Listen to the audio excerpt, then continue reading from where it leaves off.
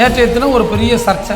திருவள்ளுவர் எங்களுக்கு சொந்தக்காரர் என்று சிலர் புதிதாக வள்ளுவரை தூக்கி கொண்டு வருகிறார். வள்ளுவர் சொல்லுகிறார், ஒரு மனிதனை பிறப்பால் நீங்கள் பிரிக்க கூடாது என்று சொல்றார். அப்படியானால் பிறப்பால் ஒருவனை உயர்ந்தவன் தாழ்ந்தவன் என்று பேசுகின்ற அந்த சித்தாந்தத்தை நம்புகின்ற யாரும் வள்ளுவத்திற்கு பொருந்தாதவர். வள்ளுவர் அதை ஏற்றுக்கொள்ள மாட்டார், வள்ளுவமும் ஏற்றுக்கொள்ளார். தமிழர்களுக்கு என்று ஒரு தனி ஒரு பாரம்பரியம் இருக்கிறது. சிலர் இன்றைக்கு நம்முடைய கலாச்சார தேசியம் பாரம்பரியம் என்றெல்லாம் பேசுகிறார்கள். ஆனால் அவர்களுக்கு அந்த பாரம்பரியம்னா என்ன, அந்த கலாச்சாரம் என்றால் என்ன என்பது தெரியுமா என்று எனக்கு தெரியும்.